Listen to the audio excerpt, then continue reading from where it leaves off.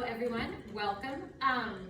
So I'm so glad to get to talk to you today, and I kind of took founder's privilege and gave myself this slot of the last talk of the week, or the last full talk of the week, because I wanted to be able to synthesize a lot of the things that we've discussed both during the talks and during our group discussions and small group discussions and even casual chats I've eavesdropped during free time and everything with you guys. So I want to kind of recap a lot of things and then really leave you guys with a sense of where do we go next? Like, what do we do from here? What do we do when we leave our beautiful little Camp Maria bubble tomorrow morning? And so first, I just want to kind of talk about, so if you recall on day one when we were here, we talked about toxic feminism and what that looks like. And again, most of us know what that looks like. Most of us see modern feminism in our culture. If there's any exposure to social media, it's really easy to see it. Hopefully some of you, I know some of you don't have social media, and that's, I think, probably an exceptionally good thing. But even in our culture, in the movies, everywhere, right? It's everywhere. But so what that toxic feminism says, and Pope Benedict XVI, which I think it's kind of funny, we talk so much about Pope John Paul II when it comes to women, but like other popes did say things about women too. And Pope Benedict XVI said that one of the greatest threats for our civilization is contemporary feminism. He was able to pinpoint that threat. I'm not sure when in his papacy he said that, but he was Pope from 2005 to 2013, so somewhere in that span of time. He saw contemporary feminism, and he saw that the threat it posed at a civilizational level, okay? And so I want to look into that, like what was it about it that was so threatening? And if we look at it, when we look at toxic contemporary feminism, what does the world say it means? What does the world say is women's empowerment? What do you think of when you hear that phrase in the context of the secular world? Yeah. Acting just like a man. Being treated the exact same as a man. Being treated, so getting rid of all gender differences, gender complementarity. What else? Here. So-called reproductive rights. Yes, so-called reproductive rights. I love that. So-called. Reproductive rights are not a real thing. It's a euphemism, right? It's a euphemism for taking control of God's gift to us in our ability to bear children. And we know that all rights, properly understood, come from duties. So when we hear the term reproductive rights, that doesn't even really make sense, okay? Because any right comes from the duty that we owe to our Creator. So reproductive rights is really just turning our back on how we are created. Did I see another hand go up? All right, I think someone's just playing with their hair. But so that's what the world says, okay? We don't need to focus too much on it. We see it, we know it. We know it when we see it. We know it when we're even like trying to pick a movie out on Netflix and they're categorized by the ones with strong female leads. It's like, I'm just trying to watch like a fun movie. It doesn't need to have like a girl boss in it, who frankly I probably will just find, like I probably won't appreciate her representation of femininity. So we don't need to focus on that. But what's the Catholic vision? I don't want to use the word Catholic response because frankly, Mary came before any of the modern feminists. So the Catholic vision, not Catholic response, it's not reactionary, it's proactive. It's the vision that we have that was revealed to us by the wisdom of our church over the course of the millennium. So what is the Catholic vision of what a woman should be, okay? And I don't want to use the word empowered because it has so much baggage with it, but of what a woman someone was wearing it yesterday, the fully clothed in strength and dignity, the woman from Proverbs. What does the Catholic vision look like? First, it's a woman who is sure of who they are as God's beloved, created daughter, okay? It is a woman who knows that she was created out of love for a purpose. She wasn't random. She's not replaceable. She's not repeatable. She was called from eternity by God to be in this moment, and her existence should glorify her Creator. And I want to hearken back to Genesis for a minute and think about Eve. Now we all know Eve, what happens later with Eve, right? But at the very beginning, before the serpent gets involved, at the very beginning, what is the reaction to Eve's creation? Here at last. What? It was here at last, this bone of my bone. Yeah, Adam was pumped about Eve, right? I heard someone say this once, and I never really thought of it before. But Eve, like we all know, we associate her with the fall, and that's that's fair. She did fall prey to temptation, and she succumbed to temptation. But at the beginning, at her inception, she was created. And she didn't do anything. She didn't say anything at the beginning. And God said, this is good. And Adam was just delighted to have her there. Okay? So she just existed, and her femininity glorified God and was the perfect match to Adam's masculinity. Okay? So that notion of who she was enough. It wasn't based on her accomplishments or her beauty. We don't know what Eve looked like. No one knows what Eve looked like, okay? So we see her in art, but that's obviously pure conjecture. We don't know what she looked like, all right? So we have no idea, but that doesn't matter. It wasn't about what she looked like. It wasn't about her accomplishments. Adam didn't know if she was going to be super fertile and be able to have a lot of babies. He knew none of that. He just knew that what she was a woman, and that was good, okay? And St. Edith Stein always says that the world doesn't need what women have, it needs what women are. It doesn't need what women contribute, in the success or like their career successes or how many babies they produce. It needs women who are women, who accept who they are, who accept their femininity, okay? And that may look like having a successful career, having a bunch of babies, or having some combination of both. Like Amy Coney Barrett or something, God's call will look individual.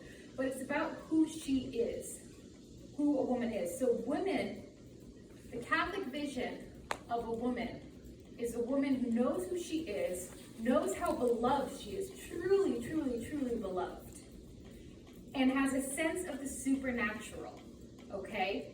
She knows that she is created by Christ. She has a sense of the supernatural. She uses her femininity in whatever sphere it's in, professional, personal, and in whatever role she is called to fill, whether it's a wife, a mother, a nun, maybe a woman who currently is living a single life, but still is called to use her femininity and the elements of her femininity. So she's using all of that to lead others to God. And she fully embraces her feminine genius and doesn't reject it to adapt to the world. So someone said earlier how the world oftentimes says that female empowerment looks like women acting like men, right? And we talked about this a lot yesterday. That to succeed, you have to squash down every element of femininity you have. And, goodness forbid you even think about having babies or something. So a woman in the Catholic vision of what a woman who embraces this fullness of who she was created to be, she's embracing her feminine genius and all that entails, okay? She's not trying to repress it so that she fits in better with the world, that she can get along better with the guys if she works in a male-dominated sphere. She brings her own unique femininity to the sphere that she is in, okay? So what are the implications for the culture and the world for this woman, this Catholic vision for a woman? What is her job? What is her duty in the world? What is her role and her purpose in the world? And what does it mean when we say that if toxic feminism is a threat to civilization, then that must mean that one of the great antidotes to the civilizational crises we face is a woman who embraces her authentic femininity. So how does that come to be? How does a woman embracing her authentic femininity help save the culture, help restore the culture? And that, now we're gonna go back to our classic JP2, and we're gonna talk about John Paul II wrote probably more than any pope about women in his papacy. He felt really called throughout his papacy, really, really called to write about women and to really explain the church's teachings on women. And that's probably because he became Pope in 1978. And so it was right after all of the modern feminism was taking root.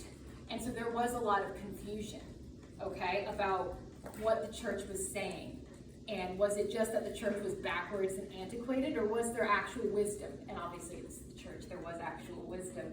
So John Paul II felt deeply called to explain and to really try to soothe the wounds of a generation of women that had embraced toxic feminism because they didn't know any differently, okay? They didn't know what God had actually wanted for them. He wanted so much more than what they could even picture for themselves. So John Paul II, he wrote Mulieris Dignitatem, which is his encyclical on women, on the dignity of women, and it's beautiful. And he draws from scripture, he draws from Proverbs about how the woman who is clothed in strength and dignity is a guide to her family and thus to the nation, because the family is the social bedrock of the nation, right? It's the social bedrock of civilization. So he says he puts women in this pivotal role in the world. And he does this throughout his papacy. He wrote Mulieris Dignitatem in the 1980s, I believe. And then in 1995, he writes his letter to women. And that is in the context of a presentation to the UN and talking about the role of women and calling on women to not fall prey to the world standards for women, but instead look to what God has called them to be. And then, he continues, and he's in homilies, and he's speaking on this. As he gets iller, more and more sick, he's speaking less and less. And in August 2004, he journeys to Lourdes. And just for context, he passes away in April 2005. So by August 2004, he's incredibly ill. He suffered from Parkinson's for years. He can barely speak. Don't think he could walk at that point. He's like this giant who towered over the second half of the 20th century is reduced to this very frail, sick old man. But he still has so much to say. And so he's at Lourdes, and everybody's, all the Catholic media is there, and it's this big thing because he doesn't travel that much at that point. And nobody really paid attention at the moment to what he said, but you can look it up. It's on the Vatican website, this homily from his 2004 trip to Lourdes. And he gives this homily, and at the end, he sort of summarizes what he's been saying about women for the last 30 years of his papacy, or 25 years of his papacy. And he says, to you women falls the task of being sentinels of the invisible. Okay? So he'd given this whole homily, and it was very Marian focused because he was at Lourdes. And it was about, Mary obviously is the ideal woman. But then he was saying that to you women falls the task of being sentinels of the invisible. I love that because like I said, I like military terminology. I like sentinels, okay? It's not passive. It's not, so much of the misunderstanding about the church's vision of women is they want us to be meek and passive in a mousy kind of way, all right? That's a misunderstanding. It's not what the church asks. It asks us to be gentle and meek to God's will, obedient to God's will, but not meek to the world, okay? It asks us to be guardians. St. Edith Stein, who greatly inspired a lot of St. John Paul II's writings, and he actually had a great devotion to her and named her one of the co-patronesses of Europe. He really, really loved St. Edith Stein. And she wrote, to be a mother innately means to cultivate, to guard, and to develop true humanity. So that is written by a woman. To be a mother innately means to cultivate, to guard, and to develop true humanity. That was written by a woman who never bore a physical child. She was a teacher, a professor, a nun, and then she ultimately lost her life in Auschwitz. She never had physical motherhood, but she understood that motherhood, maternity, is innate to every woman, okay? Just like John Paul II understood that. Just like we all understand that when you say maternity is innate to every woman, to every woman's feminine genius, that doesn't mean, that's not reserved just for biological or physical mothers. It's reserved for spiritual mothers. It's reserved for every woman has that role to nurture, to protect, to guard. We all have that in us. And we can all see it play out. We respond differently to each other than men respond to. Again, not greater than or less than how men respond to, but differently. All right? And so that maternity, that instinct, that maternity, that, John Paul II also wrote of as the other pillars of the feminine genius was generosity, receptivity, and sensitivity. Those are designed not to encourage weakness in the face of the world, but to protect and to take care of and to look out for and to nurture. And so that is our role. John Paul II said, sentinels of the invisible. Invisible is capitalized in that statement. And what he's saying is, we are called to be sentinels of the dignity of the other human being. That invisible, that capitalized invisible, what he's referring to is the image of God that is indelibly stamped on every human soul. Okay? That's what makes human life sacred, right? It's what separates us from animals. It's why we're called to protect innocent life. It's because every human being has this innate dignity. The sanctity of life exists because we were all created in the image and likeness of God, right? And that is what women are called to protect. That is what women are called to guard. That dignity in the other, okay? You're called to nurture it. You're called to remind others of it when they have forgotten, okay? A lot of people in our world today have forgotten or were never taught who they are and why their lives matter, why they have dignity, why their life is sacred. You see our culture today that supports, John Paul II called it the culture of death, right? It supports abortion, it supports euthanasia for the terminally ill. It's dark. And it's because people don't realize how good they are. They don't realize how worthy they are of being loved. They don't realize that their entire existence had nothing to do with their accomplishments. It was all because God just loved them enough that he delighted in them and wanted to make them and see what would happen. He wanted to he didn't have to. He didn't have to make any of us. He's God. He's fully satisfied in who he is. He just, out of sheer love and delight in us, wanted to create us. And then he gave us the further dignity of being stamped with the image of him. Okay? A dignity he gave to no other creation and no other creature. So to be a woman is to guard that, to protect it, and to make others be aware of it. All right? And that is our role in the culture. That is how we restore the civilization, is by living up to that task. And it will look different for every single woman, okay? Maybe the way God is asking you to do it is to be the woman who has 10 babies and homeschools them. Or maybe it's to be, work outside or work, St. Gianna, who was called to be mother, but also called to work professionally. Maybe it's like St. Margaret, who had a bunch of babies, but was also called to co-rule the kingdom and help her husband be the best Christian king he could be, because he was sort of, not really a cad, but he was sort of rough around the edges when they got married. But she gentled him with her virtue, and she helped the church grow in Scotland. Or maybe it's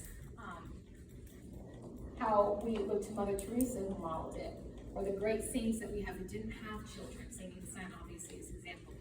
We look at the writings of Alice von Hildebrandt, who also did not have any biological children, but she was able to write so beautifully because she understood what her role was.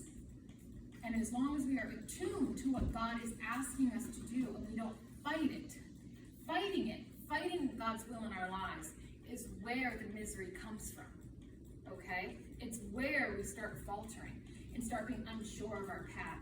And we noticed yesterday during the talk that when a woman accepts God's will in her life and his mission, whether it be great or small or what she'd envisioned for herself, when she says yes to that mission, that's where the miracle begins, and that's where God can use her to bring so much. And obviously, our primary example of that is Mary, who gave a yes. And what she had envisioned herself as this first small girl in Nazareth, she had probably presumed would have a small, ordinary life in Nazareth. But because she was so open to God's will, we see how that changed. And what God's will for her was looked nothing like what she presumably had expected for herself.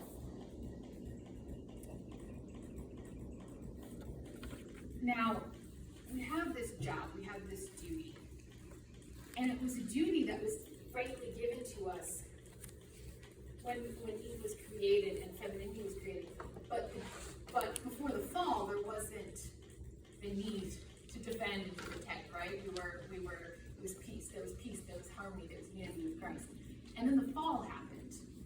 And that piece was torn apart, right? It was sundered for all of salvation history. And so at that point, that is when God put women. Now he could have just said, Eve, you got yourself into this pickle. Women are the problem here. He didn't say that. Instead, he said, I will put enmity between you and the woman, between her seed and yours. He said that to the snake. I will put enmity between you and the woman, between her seed and yours. Since the garden, it is the women who have been pitted against Satan. Okay? It is the women who have been in this fight.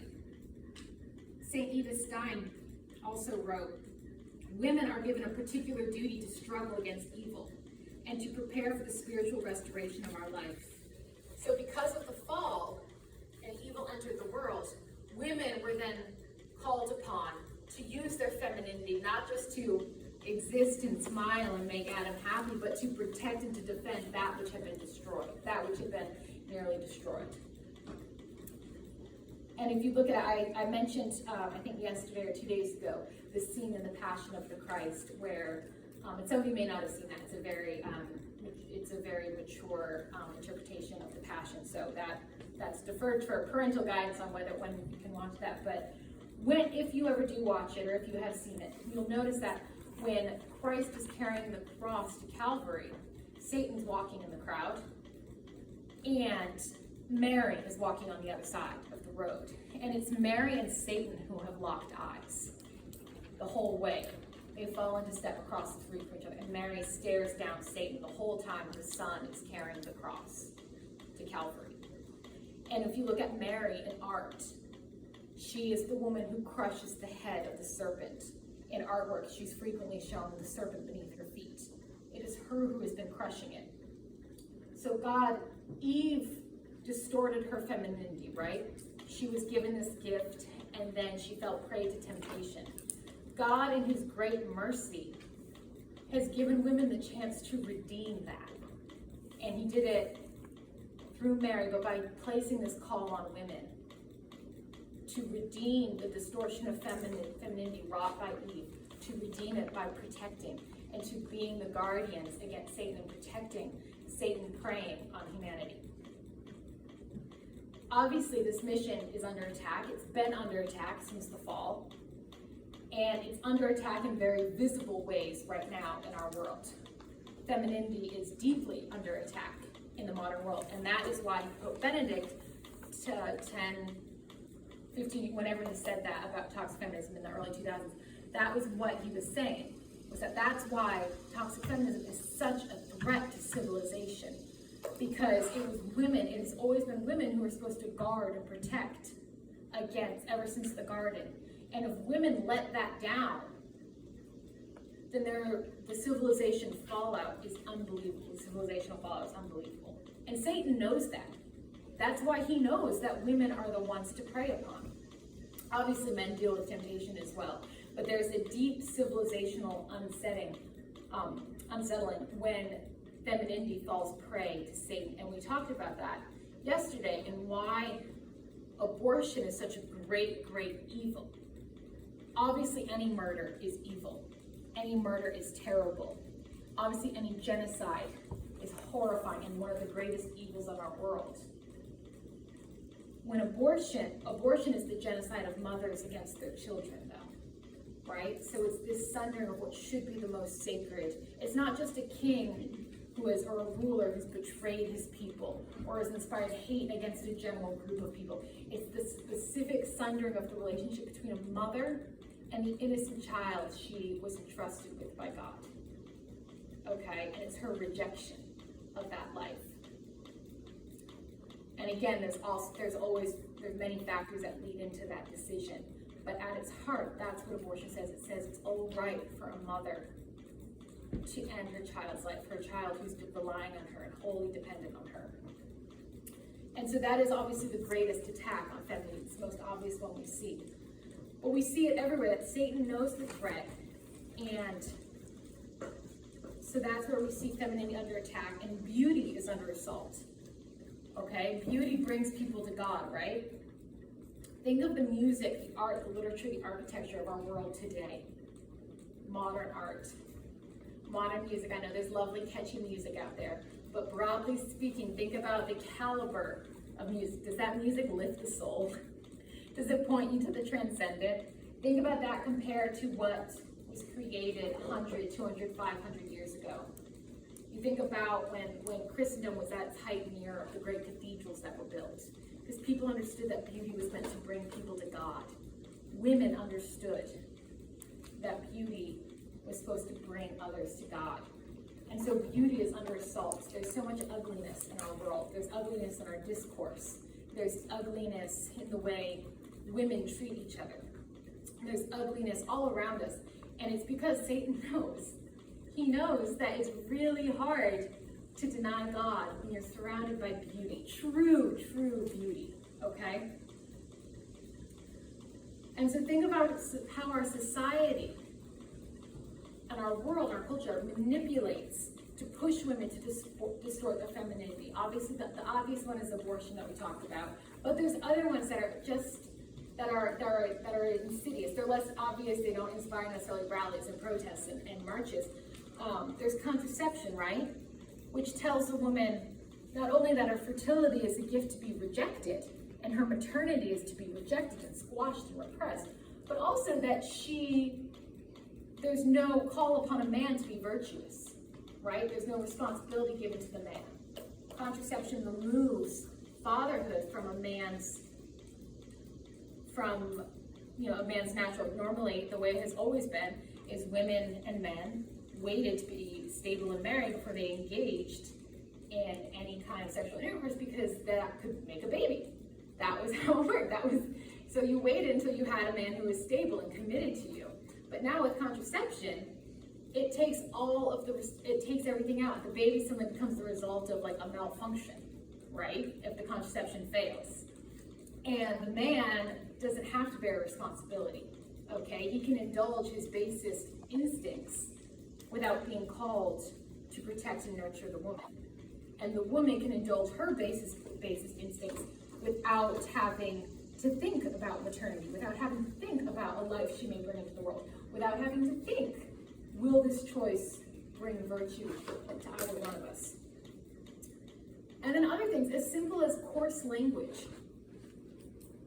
Women are encouraged in many parts to speak coarsely, to use foul language. And that matters. Language matters. The words we use, how we carry ourselves matters. We talked about this a little bit last night in our conversations, that men respond to a virtuous woman. And I admit that I didn't always think this way. I didn't really think there was a big deal to swearing and all of that. Obviously, taking the Lord's name in vain is against the commandment, but in general, swearing, I never really thought about it until I was in college, and my best friend never swore. She never used foul language, and it slowly dawned on me that she she's certainly no shrinking wallflower or anything, but she spoke with a gentility of language that inspired others around her to raise their own standard of language. It was beautiful. okay? It was simple and beautiful. It's a simple thing. But it really shows. It showed me the difference, okay? And that men respond when a woman is speaking with decorum and is not using foul language. Men respond in a very beautiful way. They shift their own language to match. They don't speak crudely in front of a woman who doesn't engage in crude language. They maintain that sense of decorum and chivalry. You look at how society pushes for women to have disdain for men. The future is female t-shirts, the all men are useless standards, or sayings, this disdain for men, or women can do it better. Or even in shows, they're always talking about how women are more competent than men, and they can do things faster, and they can do things, it's just constant, it's everywhere. There's this disdain for man. And it makes women angry and bitter, and they're always looking for the things that men have done wrong. And so then, because they expect men to behave poorly, like anybody, if someone expects you to behave poorly, that's the standard you rise to. If the standard is low, if you are expected to behave badly, you will behave badly. That's true for men and women. But right now, our society is telling men all the time that they behave badly, and not telling them that they're capable of being good. And so women are forsaking their duty to use their own virtue and their own femininity to lift up men. I told the quote yesterday, and it's paraphrased, and I didn't write it down, but that Venerable Fulton Sheen said that women, the level of a civilization can be based off the level of its women. If they carry themselves with virtue, then that means the next generation is raised with virtue. That means the husbands are virtuous, because it's expected of them. And if that all goes away, if the women are not virtuous, the children are not raised with virtue, the men are not held to standards, and it falls apart. So women hold that, there's the saying, the hand that rocks the cradle rules the world. And I don't say that to be like, yeah, girl power. I say that because the woman sets the tone for the home. The woman is the one that passes on the early lessons to the children, historically speaking. And so it's the women that is critical to push back on how society has distorted women and told them that they need to distort their femininity. So we know we have to fight back against that. We know that we're called to guard and protect and nurture and to be sentinels of the invisible. And I think Alice von Hildebrand said, women have been in a cage match with Satan since the garden. And it's been women pitted against Satan since the garden. So we know our divine commission, right? Sentinels of the invisible. It's very grand, very lofty. How do we do that, right? How do we, who by and large live small lives, none of us that I know of are great influencers or carry great fame, and maybe some of you ladies will down the road, or maybe you do now, I don't realize it. But how do we, in our little ways, restore the civilization? How do we do it? It seems so overwhelming, so daunting. Look at all the evil that we see, and it's everywhere, and it's in the media, and it's in Hollywood, it's all over the place. How can we possibly stand up to it? A couple things, a few ways. Actually, quite a few, I listed a lot. But the first of all is to model Mary.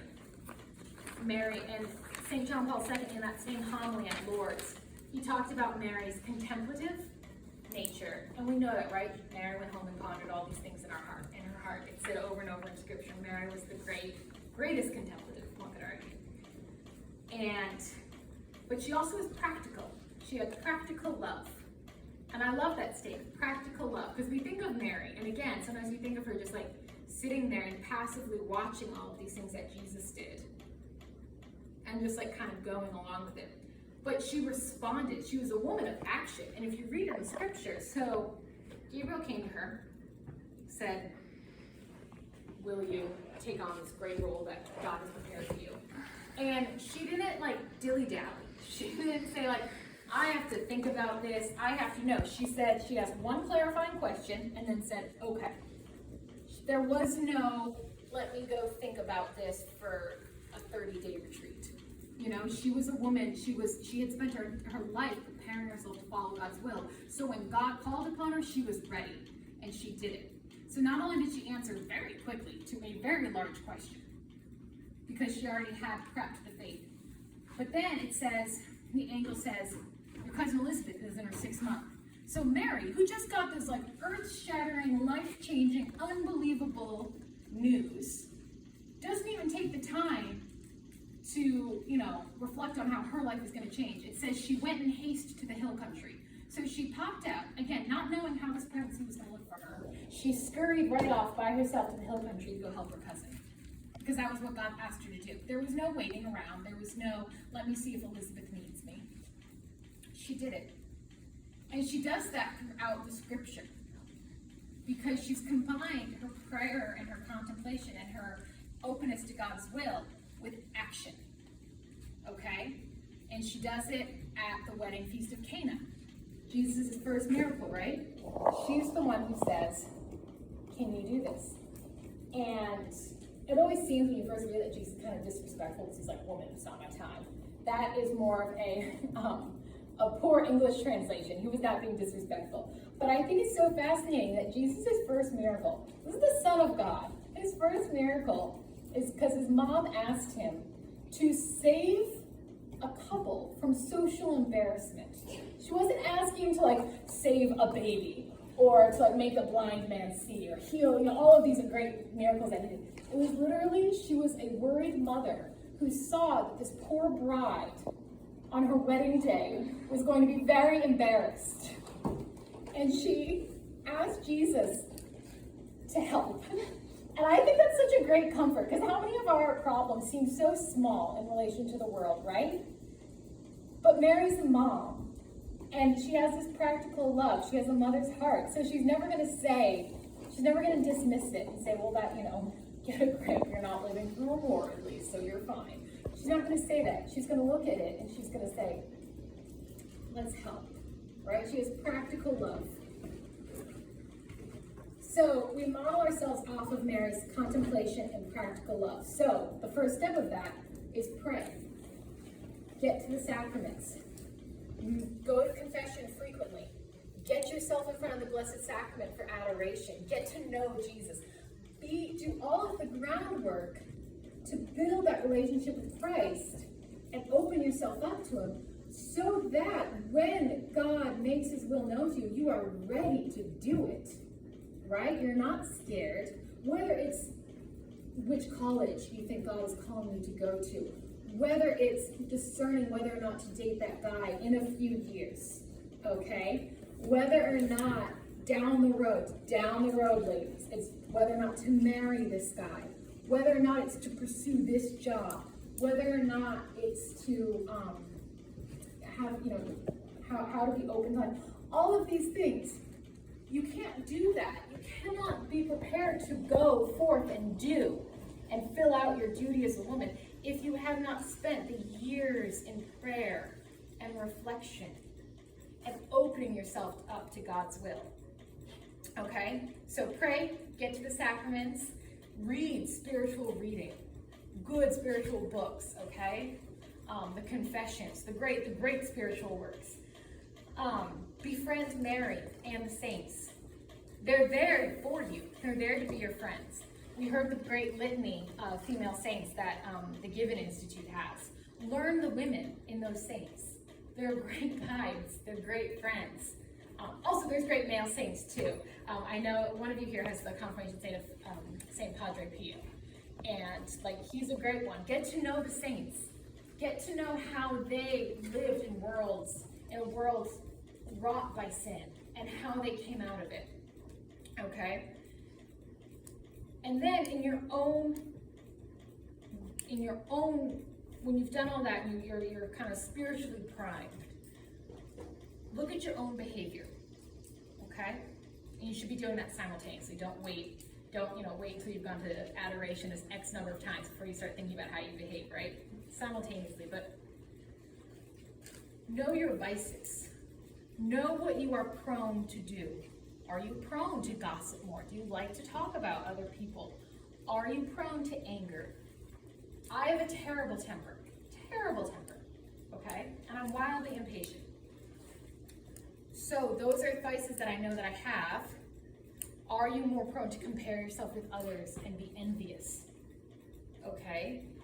Are you more prone to hold grudges? These are vices you need to know because they will follow you your whole life, okay? Vices, a priest once told me that he said that, decades of being in the confessional has taught him that people deal with the same venial sins their whole lives long, right? And they frequently have to confess the same thing. And there has to be an honest effort to change, but a recognition that, a lot of times it will be the same thing. I usually don't have to worry about laziness. I'm not that's not something, sloth is not something that I particularly have to worry about. Not saying that I haven't had lazy days, but that's not a vice that I fall into. But boy, can I get angry. And boy, can I fall into spiritual pride, okay? So these are things that are to be aware of, okay? So when you're choosing your friends or you're choosing your future relationships or even a job, choose things that you think, know yourself well enough and know who God is calling you to be able to listen to that. I was a lobbyist before I got pregnant, and I was pretty good at it. I liked it. I was very mean. It made me very mean. My husband noticed it because my job was to watch people on C-SPAN that I disagreed with and then come up with all the reasons why they were wrong and my side was right. And some people have the charisma that they can do that and still remain gracious and lovely and not let the anger eat at them. I do not have that. So I was writing the sassy op-eds and I was doing the work and having the meetings and I was getting meaner and meaner and meaner. So by the grace of God, I got pregnant and I had to leave that job. But that is something that if you have to know yourself. So now when I write, I do still write. I stay away from sassy op-eds. Sometimes I still do, but I stay away most of it, and I write all the saints. It's better for me. It's better for me if I just stick to writing about the saints, okay? But so know your vices. Cultivate virtues and self-discipline. A lot of people think they have to wait till they grow up to start cultivating this. No, it begins now, okay? Because adulthood, any vocation you have requires sacrifice, whether it's religious life, whether it's marriage, family, it requires sacrifice, okay? Obviously, motherhood, physical motherhood requires physical sacrifice, but any vocation requires its share of a cross. And so practice self-discipline and cultivate virtue now so that you're preparing yourself for this vocation, okay? Get accustomed to giving of yourself so that when you are older and your vocation is making demands upon you, you don't fight it. You'll probably still fight it to a degree. I'm not always giddy to wake up during the night if one of my kids has a bad dream. But start preparing yourself to make sacrifices. Guard your tongue, okay? Speak as if every person you come into contact with is a beloved creation of God.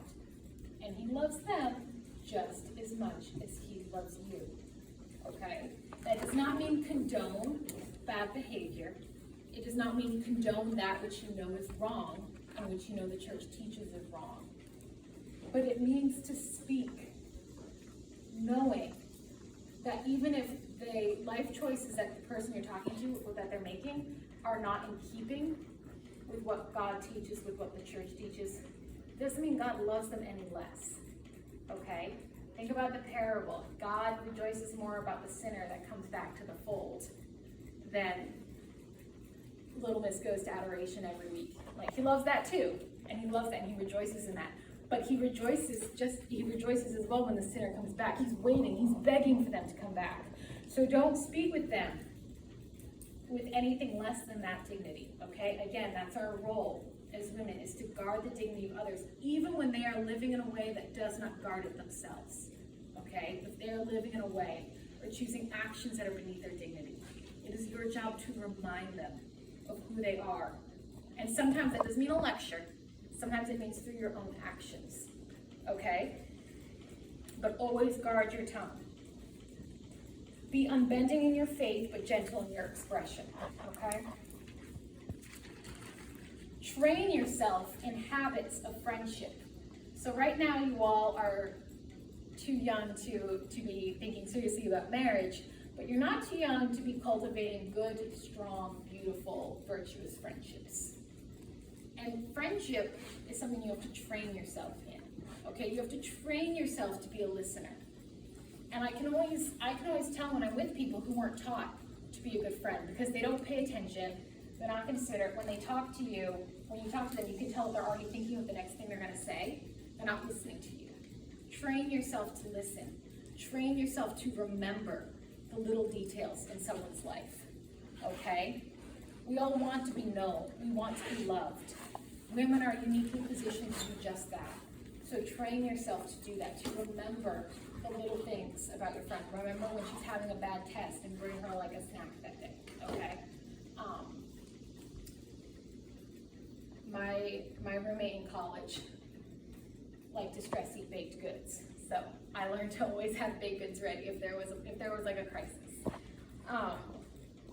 Hold men to a standard, right? We hold men to a standard.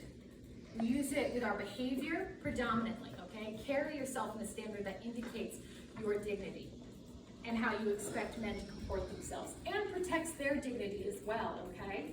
So dress in a way that does not cause him to, dress in a way that points him to Jesus, okay? Carry yourself in a way that does not encourage him to think thoughts or behave in ways beneath his dignity. Carry yourself in a way that when he looks at you, he comes closer to Christ, okay?